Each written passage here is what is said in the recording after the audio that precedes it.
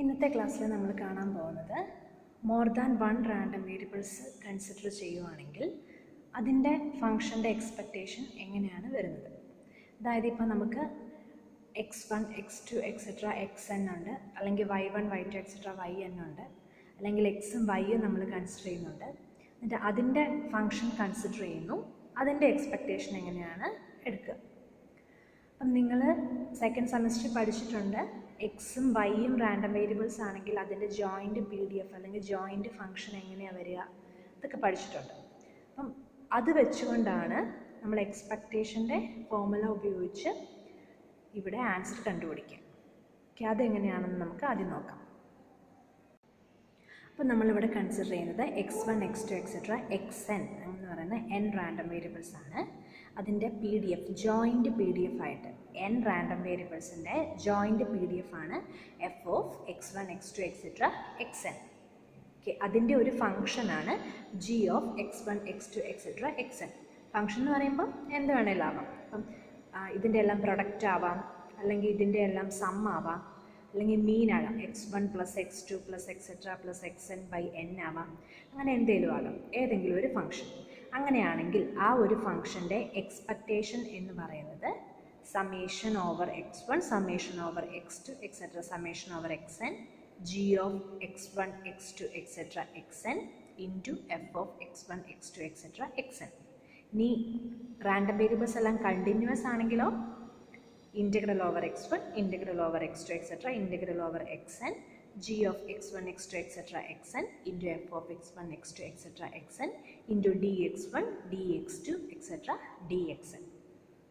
Okay, അപ്പോൾ ഇതാണ് അതിൻ്റെ ഫോർമുല എന്ന് പറയുന്നത്. എക്സ്പെക്റ്റേഷൻ നമ്മൾ ഒരു റാൻഡം വേരിയബിളിൻ്റെ ഫംഗ്ഷൻ്റെ കണ്ടു.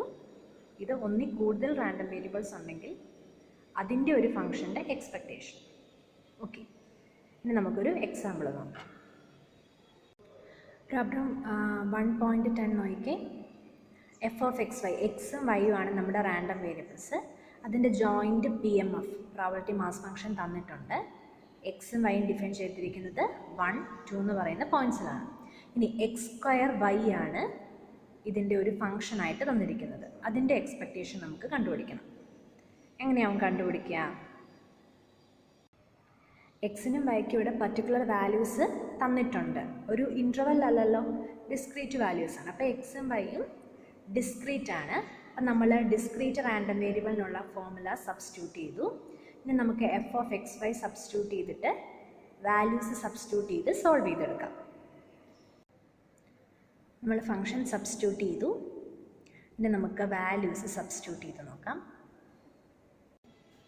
ഇങ്ങനെയാണ് വാല്യൂസ് സബ്സ്റ്റിറ്റ്യൂട്ട് ചെയ്യുക. ക്ലിയർ അല്ലേ? ഓരോ എക്സും വൈയും സബ്സ്റ്റിറ്റ്യൂട്ട് ചെയ്തു. ഫൈനൽ ആൻസർ എന്ത് വരും? Final answer 77/18. ക്ലിയർ അല്ലേ എങ്ങനെയാണെന്ന്? ഓക്കെ, അടുത്ത ക്വസ്റ്റ്യൻ നോക്കിയേ. എന്താ അടുത്ത ക്വസ്റ്റ്യൻ്റെ പ്രത്യേകത? എക്സും വൈയും ഒരു ഇൻ്റർവെല്ലിലാണ് ഡിഫൈൻ ചെയ്തിരിക്കുന്നത്. അതിൻ്റെ അർത്ഥം ഇത് എക്സും വൈയും കണ്ടിന്യൂസ് ആണ്. സോ ജോയിൻറ്റ് PDF തന്നിട്ടുണ്ട് x+y. എന്തിൻ്റെയാണ് എക്സ്പെക്റ്റേഷൻ കണ്ടുപിടിക്കേണ്ടത്? 3x into y². ഇവിടെ എന്താ, സമേഷൻ ആണോ ഇൻ്റഗ്രേഷൻ ആണോ? എക്സും വൈയും കണ്ടിന്യൂസ് ആയതുകൊണ്ട് നമ്മൾ ഇൻ്റഗ്രേഷൻ്റെ ഫോർമുല ഉപയോഗിച്ച് കണ്ടുപിടിക്കാം. ഫംഗ്ഷൻ സബ്സ്റ്റിറ്റ്യൂട്ട് ചെയ്തു ഫോർമുല ഉപയോഗിച്ച്. അതിനെ ഒന്ന് എക്സ്പാൻഡ് ചെയ്ത് കഴിയുമ്പം ഈ ഫോമിൽ കിട്ടും. ഇനി നമുക്ക് ഇൻ്റഗ്രേറ്റ് ചെയ്ത് ആൻസർ കണ്ടുപിടിക്കാം. ഇൻ്റഗ്രേഷൻ ചെയ്യാൻ നിങ്ങൾക്കറിയാലോ. ഇൻ്റഗ്രേറ്റ് ചെയ്ത് ഫൈനൽ ആൻസർ 51/72 കിട്ടി. വേണമെങ്കിൽ അതിനെ ക്യാൻസൽ ചെയ്ത് 372 ക്യാൻസൽ ചെയ്ത് നമുക്ക് സോൾവ് ചെയ്തെടുക്കാം. Okay, this is enough. അപ്പോൾ ഇതാണ് more than one random variables consider ചെയ്യുന്നുണ്ടെങ്കിൽ അതിൻ്റെ ഫംഗ്ഷൻ്റെ എക്സ്പെക്റ്റേഷൻ എങ്ങനെയാണ് കണ്ടുപിടിക്കുക എന്നുള്ളത്. ഇനി നമ്മൾ കാണാൻ പോകുന്നത് എക്സ്പെക്റ്റേഷൻ്റെ കുറച്ച് പ്രോപ്പർട്ടീസ് എന്തൊക്കെയാണെന്നാണ്. അപ്പം എക്സ്പെക്റ്റേഷൻ്റെ പ്രോപ്പർട്ടീസിൽ ഫസ്റ്റ് പ്രോപ്പർട്ടീസ് ഇതാണ്. If x is a random variable with g of x be any measurable function of x and a and b are two constants, then expectation of a into g of x plus b equal to a into expectation of g of x plus b. ഇതാണ് എക്സ്പെക്റ്റേഷൻ്റെ first property. അതായത് ഇപ്പം എക്സിൻ്റെ ഒരു function ഉണ്ട്, അതിൻ്റെ ഒരു linear function നമുക്ക് തരുക a into G of X plus B. അതിൻ്റെ എക്സ്പെക്റ്റേഷൻ കാണാൻ എന്ത് ചെയ്താൽ മതി? a into expectation G of X plus B. അപ്പോൾ ഇതിൻ്റെ പ്രൂഫ് എങ്ങനെയാണ് വരുന്നത് നമുക്ക് നോക്കാം. അപ്പം നമുക്ക് ആദ്യം കൺസിഡർ ചെയ്യാം, എക്സ് എന്ന് പറയുന്നത് ഒരു ഡിസ്ക്രീറ്റ് റാൻഡം വേരിയബിൾ ആണ്. എക്സിൻ്റെ PDF എന്ന് പറയുന്നത് അല്ലെങ്കിൽ PMF എന്ന് പറയുന്നത് സ്മോൾ എഫ് ഓഫ് എക്സ് ആണ്.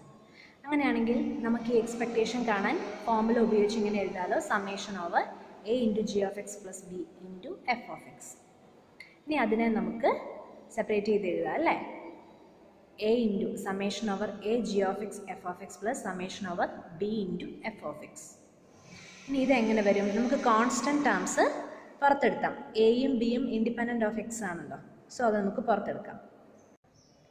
കോൺസ്റ്റൻസ് പുറത്ത് മാറ്റിയപ്പോൾ എന്താ സംഭവിച്ചത്? a into summation over G of X F of X. Summation G of X F of X എന്താണ്? Expectation of G of X, നമ്മൾ കഴിഞ്ഞ ക്ലാസ്സിൽ പഠിച്ചിരുന്നു അല്ലേ. പിന്നെ സമ്മേഷൻ എഫ് ഓഫ് എക്സ് എന്താണ്? ഒരു PDF-നെ വിത്ത് റെസ്പെക്ട് ടു എക്സിൽ സം ചെയ്യുമ്പോൾ എന്താ കിട്ടുക? 1. ടോട്ടൽ പ്രോബബിലിറ്റി 1 ആണ്. So this become a into expectation G of X plus B അല്ലേ, നമ്മുടെ പ്രൂഫായി. ഇനി എക്സ് കണ്ടിന്യൂസ് ആണെങ്കിൽ എന്ത് ചെയ്താൽ മതി? ഇത് ഇൻ്റഗ്രേറ്റ് ചെയ്ത് നോക്കിയാൽ മതി. ഇൻ്റഗ്രേറ്റ് ചെയ്യുമ്പോഴും ഈ ഫോമിൽ തന്നെ ആൻസർ വരും. അത് നിങ്ങൾ സെൽഫായിട്ട് ചെയ്ത് നോക്കുക. ഓക്കെ, ഇവിടെ a ഈക്വൽ ടു 0 ആണെങ്കിൽ എന്താ സംഭവിക്കുക? a ഈക്വൽ ടു 0 സബ്സ്റ്റിറ്റ്യൂട്ട് ചെയ്തു. 0 into G of X plus B എന്താണ്? b. അതായത് എക്സ്പെക്റ്റേഷൻ ഓഫ് b എന്ന് പറയുന്നത് b തന്നെയാണ് അല്ലേ. ഇതിൻ്റെ അർത്ഥം എന്താണ്? ഒരു കോൺസ്റ്റൻറ്റ് വാല്യൂവിൻ്റെ എക്സ്പെക്റ്റേഷൻ എന്ന് പറയുന്നത് ആ സെയിം കോൺസ്റ്റൻറ്റ് വാല്യൂ തന്നെ ആയിരിക്കും. Expectation of b equal to b. ഇപ്പോൾ a ആണെങ്കിൽ expectation of a equal to a. Okay, ഇനി നമ്മുടെ കേസിൽ നമുക്ക് b ഈക്വൽ ടു 0 ആകുമ്പോൾ എന്താ സംഭവിക്കാൻ നോക്കാം. b ഈക്വൽ ടു 0 ആകുമ്പം നമുക്ക് കാണുന്നത് expectation of a into G of X. അപ്പം നമ്മുടെ പ്രോപ്പർട്ടി അനുസരിച്ച് expectation of a into G of X equal to a into expectation of G of X. ഇനി ഈ ജി ഓഫ് എക്സ് എന്ന് പറയുന്നത് എക്സിൻ്റെ ഒരു ഫംഗ്ഷൻ ആണല്ലേ. ഇത് എക്സ് ആണെങ്കിൽ എന്താ വരിക? G of X equal to X തന്നെ ആയാലോ. ബി എന്ന് പറയുന്നത് 0 ജി ഓഫ് എക്സ് എന്ന് പറയുന്നത് എക്സും ആണെങ്കിൽ നമുക്ക് കിട്ടുന്നത് expectation of a into X equal to a into expectation of X അല്ലേ. അപ്പം നമുക്ക് ക്വസ്റ്റ്യനിൽ എക്സ്പെക്റ്റേഷൻ ഓഫ് 3x ആണ് കാണുന്നുണ്ടെങ്കിൽ എന്ത് ചെയ്താൽ മതി? 3 ഇൻറ്റു എക്സ്പെക്റ്റേഷൻ ഓഫ് എക്സ്. അത്ര ഇവിടെ ഉദ്ദേശിച്ചിട്ടുള്ളൂ. അപ്പോൾ ഇത്രയാണ്, ഇത് മൂന്നുമാണ് ആദ്യം നമ്മൾ കണ്ട പ്രോപ്പർട്ടീസിൻ്റെ റിമാർക്സ് ആയിട്ട് വരിക, സ്പെഷ്യൽ കേസസ്. ഇനി അടുത്ത വേറൊരു പ്രോപ്പർട്ടി നമുക്ക് നോക്കാം. Consider X and Y are 2 random variables. എക്സും വൈയും 2 റാൻഡം വേരിയബിൾസ് ആണ്. അതിൻ്റെ എക്സ്പെക്റ്റേഷൻ എക്സിസ്റ്റ് ചെയ്യുന്നുണ്ട്. എക്സിൻ്റെയും വൈയുടെ എക്സ്പെക്റ്റേഷൻ എക്സിസ്റ്റ് ചെയ്യുന്നുണ്ട്. അങ്ങനെയാണെങ്കിൽ എക്സ് പ്ലസ് വൈയുടെ എക്സ്പെക്റ്റേഷൻ എന്ന് പറയുന്നത് എക്സിൻ്റെ എക്സ്പെക്റ്റേഷൻ്റെയും വൈയുടെ എക്സ്പെക്റ്റേഷൻ്റെയും സം ആയിരിക്കും. അതാണ് അടുത്ത പ്രോപ്പർട്ടി. ഓക്കെ, സെക്കൻഡ് പ്രോപ്പർട്ടിയാണ് ഇത്. അപ്പോൾ ഇത് ഇതേപോലെ എഴുതാതെ നിങ്ങളുടെ നോട്ടിൽ പേജ് നമ്പർ 17 അഡീഷൻ തിയറം എന്നും പറഞ്ഞ് തന്നിട്ടുണ്ട്. അതേപോലെ സെൻറ്റൻസിൽ എഴുതണം. ഓക്കെ, അഡീഷൻ തിയറം ആണ് എന്നാണ് ഇതിന് പറയുക. 2 റാൻഡം വേരിയബിൾസിൻ്റെ സമ്മിൻ്റെ എക്സ്പെക്റ്റേഷൻ എന്ന് പറയുന്നത് എക്സ്പെക്റ്റേഷൻസിൻ്റെ സം ആയിരിക്കും. ഓക്കെ, ഇതിൻ്റെ പ്രൂഫ് നമുക്കൊന്ന് നോക്കാം. ഇവിടെ നമ്മൾ എക്സ്പെക്റ്റേഷൻ്റെ ഫോർമുല അനുസരിച്ച് സബ്സ്റ്റിറ്റ്യൂട്ട് ചെയ്തു. എക്സും വൈയും ഡിസ്ക്രീറ്റ് റാൻഡം വേരിയബിൾ ആണെന്നാണ് കൺസിഡർ ചെയ്തത്. അപ്പോൾ അതിൻ്റെ ജോയിൻറ്റ് പ്രോബബിലിറ്റി ആയിട്ട് F of X Y consider ചെയ്തു അല്ലേ. അപ്പം summation over X summation over Y X plus Y into F of X Y. ഇനി അതിനെ നമ്മൾ സോൾവ് ചെയ്യാനായിട്ട് പോവാണ്. സോൾവ് ചെയ്യുമ്പം നമ്മളതിനെ സെപ്പറേറ്റ് ചെയ്ത് എഴുതി. Summation over X X summation over Y F of X Y plus summation over Y Y into summation over X F of X Y. Okay, നമുക്കിങ്ങനെ എഴുതാമല്ലോ ഇതിനെ. ഇനി summation over Y F of X Y എന്താണ്? അതായത് F of X വൈയിലെ വൈയുടെ ടേംസിൻ്റെ എല്ലാം some എടുത്ത് കഴിയുമ്പോൾ നമുക്ക് കിട്ടുന്നത് എക്സ് എന്ന് പറയുന്ന റാൻഡം വേരിയബിളിൻ്റെ മാർജിനൽ ഡിസ്ട്രിബ്യൂഷനാണ്. Summation over Y F of X y എന്ന് പറയുന്നത് f1 ഓഫ് എക്സ് കിട്ടും. Summation over X F of X y എന്ന് പറയുന്നത് വൈയുടെ മാർജിനൽ ഡിസ്ട്രിബ്യൂഷൻ കിട്ടും, അതായത് f2 ഓഫ് വൈ. അപ്പം എക്സിൻ്റെയും വൈയുടെയും മാർജിനൽ ഡിസ്ട്രിബ്യൂഷൻസ് ആണെങ്കിൽ summation over X into F1 of X എന്ന് പറയുന്നത് എന്തായി? എക്സ്പെക്റ്റേഷൻ ഓഫ് എക്സ് അല്ലേ? നമ്മുടെ ഫോർമുല ഉപയോഗിച്ച് അതാണ് എക്സ്പെക്റ്റേഷൻ ഓഫ് എക്സ്. അതേപോലെ summation over y into F2 of y എന്തായി? Expectation of Y. അപ്പം expectation of X plus y equal to expectation of X plus expectation of Y എന്ന് നമുക്ക് കിട്ടി. ക്ലിയർ ആണല്ലോ? ഇത് രണ്ട് റാൻഡം വേരിയബിൾസിന് ഇത് ഹോൾഡ് ചെയ്യുന്നുണ്ടെങ്കിൽ എത്ര number of finite number of random numbers എടുത്തു കഴിഞ്ഞാൽ ഈ പ്രോപ്പർട്ടി ഹോൾഡ് ചെയ്യും. അതാണ് ഇതിൻ്റെ ജനറൽ കേസ് എന്ന് പറയുന്നത്. So generally for n random variables x1, x2, etc. xn, expectation is given by expectation of x1 plus expectation of x2 plus etc. plus expectation of xn. Okay, ഇതാണ് general case. Addition തിയറത്തിൻ്റെ general case. നമ്മുടെ മൂന്നാമത്തെ പ്രോപ്പർട്ടിയാണ് multiplication theorem. അതായത് എക്സും വൈയും independent random variables ആണെങ്കിൽ x into വൈയുടെ എക്സ്പെക്റ്റേഷൻ എന്ന് പറയുന്നത് എക്സ്പെക്റ്റേഷൻ ഓഫ് എക്സിൻ്റെയും എക്സ്പെക്റ്റേഷൻ ഓഫ് വൈയുടെയും പ്രൊഡക്റ്റ് ആയിരിക്കും. അപ്പം എക്സും വൈ എന്ന് പറയുന്ന രണ്ട് റാൻഡം വേരിയബിൾസ് ഇൻഡിപെൻഡൻ്റ് ആണെങ്കിൽ മാത്രമേ നമുക്ക് ഈ പ്രോപ്പർട്ടി അപ്ലൈ ചെയ്യാൻ പറ്റത്തുള്ളൂ. ഓൾസോ ഇതിൻ്റെ കോൺവേഴ്സ് ട്രൂ അല്ല. എന്താണെന്ന് വെച്ചാൽ expectation of X Y equal to expectation of X into expectation of Y ആണ് എങ്കിൽ എക്സും വൈയും ഇൻഡിപെൻഡൻ്റ് ആയിരിക്കണമെന്ന് നിർബന്ധമില്ല. അതാണ് ഇതിൻ്റെ കോൺവേഴ്സ് ട്രൂ അല്ല എന്ന് പറയുന്നത്. So this is multiplication theorem. So ഇതിൻ്റെ പ്രൂഫ് നോക്കുകയാണെങ്കിൽ നമുക്ക് ഡിസ്ക്രീറ്റ് കേസിൽ കൺസിഡർ ചെയ്യാം. എക്സ്പെക്റ്റേഷൻ ഓഫ് എക്സ് വൈ എന്താണ്? റൂൾ അനുസരിച്ച് summation over X into summation over Y X Y into F of X Y. ഇതിനെ നമുക്ക് summation over X summation over Y X Y into F1 of X into F2 of Y എന്ന് എഴുതാം. കാരണം എന്താണ്? എക്സും വൈയും independent ആണെങ്കിൽ, if X independent of Y, then the joint probability density function can be written as the product of the marginal density functions. എക്സും വൈയും independent ആണെങ്കിൽ F of X Y equal to F1 of X into F2 of Y എന്ന് നമുക്ക് എഴുതാൻ പറ്റും. So അങ്ങനെയാണെങ്കിൽ ഈ മോൾ തന്നിരിക്കുന്ന ഇക്വേഷൻ നമുക്ക് ആവശ്യമുള്ള ഫോമിലേക്കാക്കി മാറ്റാം. സോ നമുക്കിത് എഴുതാം. Summation over X into F1 of X into summation over y into F2 of y. അതെന്തായി? Expectation of X into expectation of Y. അപ്പം എക്സും വൈയും ഇൻഡിപെൻഡൻ്റ് ആണെങ്കിൽ മാത്രമേ നമുക്കിങ്ങനെ എഴുതാൻ പറ്റുള്ളൂ. പക്ഷേ ഇതിങ്ങനെയാണെന്ന് വെച്ച് expectation of X Y equal to expectation of X into expectation of Y ആണെങ്കിൽ എക്സ് ഇൻഡിപെൻഡൻറ്റ് ഓഫ് വൈ ആണ് എന്ന് നമുക്ക് പറയാൻ പറ്റത്തില്ല.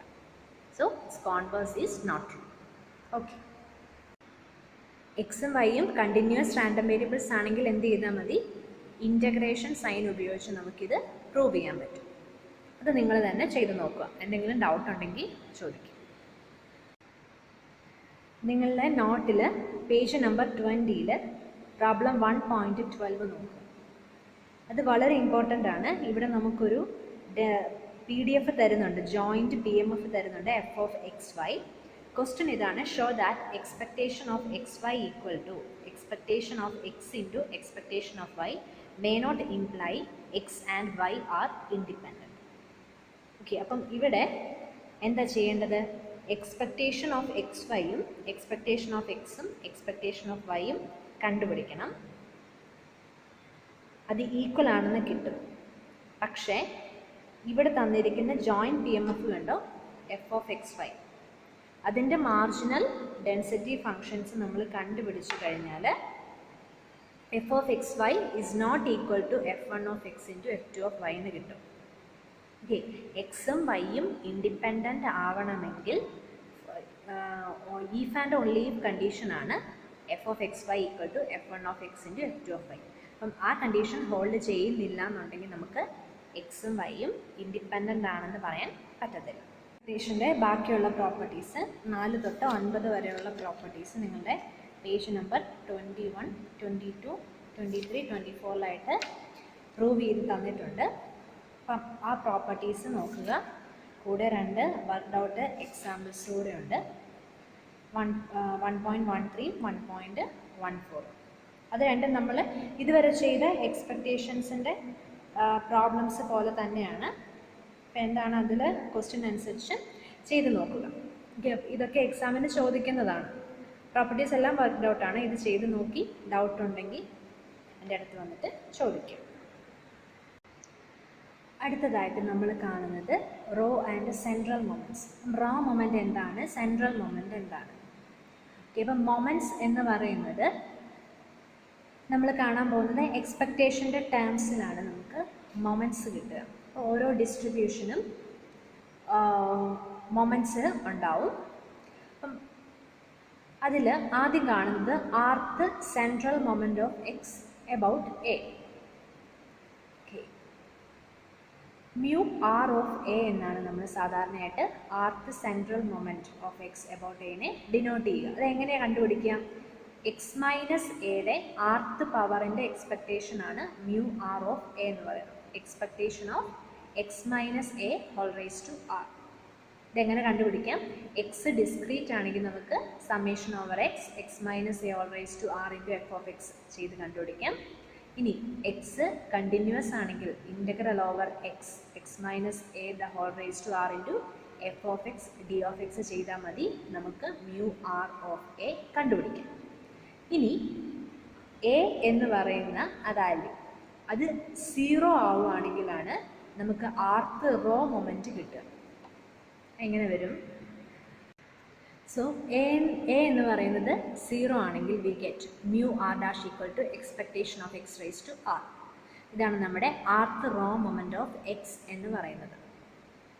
ഇനി എ എന്ന് പറയുന്നത് എക്സ് ബാർ ആണെങ്കിൽ, അതായത് ആവറേജ് വാല്യൂ നമുക്കുള്ള x1 എക്സിൻ്റെ ഒബ്സർവേഷൻസിൻ്റെ ആവറേജ് വാല്യൂ ആണ് എ എങ്കിൽ എന്താ സംഭവിക്കുക? സോ എ എന്ന് പറയുന്നത് എക്സ് ബാർ ആണെങ്കിൽ we denote it as mu r. Mu r equal to expectation of x minus x bar the whole raised to r. ഇതിനെ നമ്മൾ ആർത്ത് സെൻട്രൽ മൊമെൻറ്റ് ഓഫ് എക്സ് എന്നാണ് പറയുക. അപ്പോൾ എന്തൊക്കെയാണ് കണ്ടത്?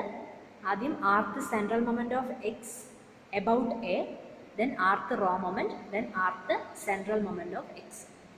ഓക്കെ, അപ്പോൾ അതിൻ്റെ നൊട്ടേഷൻസ് ശ്രദ്ധിക്കണം. ആദ്യത്തെ മ്യൂ ആർ ഓഫ് എ ആയിരുന്നു. റോ മൊമെൻ്റ് എന്ന് പറയുമ്പം mu R dash, central moment എന്ന് പറയുമ്പോൾ മ്യൂ ആർ. ഇത്രയും പ്രത്യേകതകൾ നിങ്ങളിവിടെ ശ്രദ്ധിക്കും. ഇനി റോ മൊമെൻറ്റ്സും സെൻട്രൽ മൊമെൻറ്റ്സും തമ്മിലുള്ള ഇൻ്റർ റിലേഷൻഷിപ്പ് ഉണ്ട്. അതെന്താണെന്ന് നമുക്ക് നോക്കാം. അപ്പോൾ ആദ്യം നമുക്ക് ഫസ്റ്റ് സെൻട്രൽ മൊമെൻ്റ് എങ്ങനെ കണ്ടുപിടിക്കുന്നത് നോക്കാം. നമ്മൾ കാണുന്നത് സെൻട്രൽ മൊമെൻറ്റ്സ് റോ മൊമെൻറ്റ്സിൻ്റെ ടേംസിൽ എഴുതുകയാണ്. അങ്ങനെയാണ് അതിൻ്റെ ഇടയിലുള്ള ഇൻ്റർ റിലേഷൻഷിപ്പ് നമ്മൾ കാണുന്നത്. അപ്പോൾ ഫസ്റ്റ് സെൻട്രൽ മൊമെൻ്റ് എന്താണ്? മ്യൂ 1. മ്യൂ 1ന് expectation of X minus x bar whole raise to 1.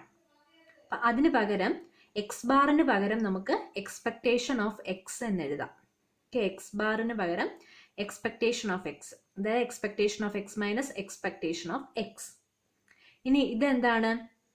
Expectation എടുത്തു കഴിയുമ്പം this become expectation of X minus expectation of X, that is 0. കാരണം എന്താണ്? എക്സ്പെക്റ്റേഷൻ ഓഫ് എക്സ് എന്ന് പറയുന്നത് ഒരു കോൺസ്റ്റന്റ് വാല്യൂ ആണ്. എക്സ് ഒരു റാൻഡം വേരിയബിൾ ആണ്, അതിൻ്റെ എക്സ്പെക്റ്റേഷൻ കോൺസ്റ്റന്റ് വാല്യൂ ആണ്. അപ്പോൾ എക്സ്പെക്റ്റേഷൻ ഓഫ് എക്സിൻ്റെ എക്സ്പെക്റ്റേഷൻ എന്ന് പറയുന്നത് എക്സ്പെക്റ്റേഷൻ ഓഫ് എക്സ് തന്നെ. നമ്മൾ കണ്ടു expectation of B equal to B ആണെന്ന്. സോ ഇവിടെ ആൻസർ 0 ആയിട്ട് വരും. അപ്പം ഫസ്റ്റ് സെൻട്രൽ മൊമെന്റ് എന്ന് പറയുന്നത് 0 ആണ്. Okay, first row momentum mu 1 dash എന്ന് പറയുന്നത് എക്സ് ബാർ ആണ്, അല്ലെങ്കിൽ എക്സ്പെക്റ്റേഷൻ ഓഫ് എക്സ് ആണ്. മ്യൂ 1 എന്ന് പറയുന്നത് ഫസ്റ്റ് സെൻട്രൽ മൊമെന്റ് എന്ന് പറയുന്നത് 0 ആണ്. ഫസ്റ്റ് റോ മൊമെന്റ് എങ്ങനെയാണ് എക്സ് ബാർ ആയെന്ന് ഡൗട്ട് ഉള്ളവർക്ക് ഇത് നോക്കാം. ഫസ്റ്റ് റോ മൊമെന്റ് എന്താണ്? Expectation of X minus 0 the whole raise to 1 അല്ലെ, മ്യൂ 1 ഡാഷ്. അതായത് expectation of X. Expectation of X എന്താ? നമ്മൾ മുമ്പേ കണ്ടു, summation over X I P I. ആദ്യം ഡെഫിനിഷൻ നമ്മൾ കണ്ടു. അപ്പോൾ ഇതിനെ പി ഐനെ എങ്ങനെ എഴുതാം? എഫ് ഐ ബൈ എൻ എന്ന് എഴുതാം. അതായത് 1/n summation X I F I. അതെന്ന് പറയുന്നത് എന്താണ്? എക്സ് ബാർ ആണ്. ഓക്കെ, അപ്പോൾ എക്സ് ബാർ ആണ് expectation of X. Expectation of X ആണ് ഫസ്റ്റ് റോ മൊമെന്റ്. അപ്പം മ്യൂ 1ഉം മ്യൂ 1 ഡാഷും കിട്ടി. ഇനി നമുക്ക് മ്യൂ 2 ഡാഷ് എന്താണെന്ന് നോക്കാം. So second raw moment mu2 dash എന്ത് വരും? Expectation of X square. അപ്പോൾ സെക്കൻഡ് സെൻട്രൽ മൊമെൻ്റ് എന്താണ്? mu2 equal to expectation of X minus expectation of X the whole square. Definition നമ്മൾ expectation of X minus x bar the whole square എന്നാണ് കണ്ടത്.